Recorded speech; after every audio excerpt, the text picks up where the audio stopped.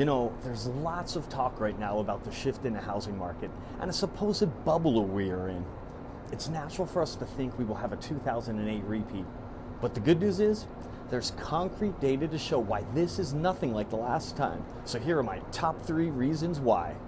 Number 1, there's still a shortage of homes on the market today, not a surplus. Back in 2008, there were way too many homes for sale during the housing crisis, and that caused prices to drop. Supply has increased since the start of this year, but there's still an estimated 3.5 million home inventory shortage overall due to 15 years of underbuilding homes. This data from the National Association of Realtors shows how the month's supply of homes available now compares to the crash. Today, unsold inventory sits at a 3.2-month supply at the current sales pace, which is significantly lower than the last market crash.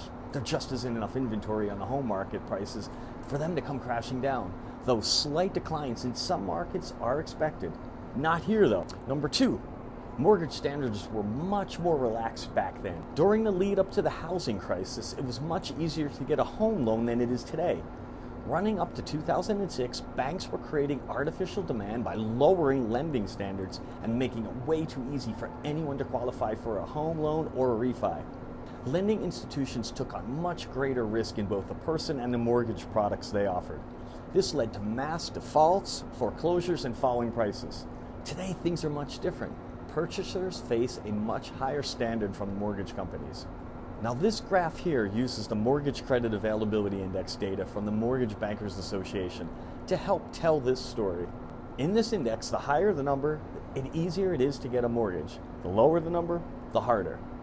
In the latest report, the index fell by 5.4%, indicating standards are tightening. Tighter lending standards over the past 14 years have helped prevent a scenario that would lead to a wave of foreclosures like we had the last time. And finally, number 3, the foreclosure volume is nothing like we had during the crash. Well, the biggest difference, the number of homeowners that were facing foreclosure after the housing bubble burst. Foreclosure activity has been lower since the crash, largely because buyers today are more qualified and less likely to default on their loans. The graph shown here uses data from Atom Data Solutions to show just how different it really is. Homeowners today have options they just didn't have in the housing crisis, when so many people owed more on their mortgage than their homes were worth.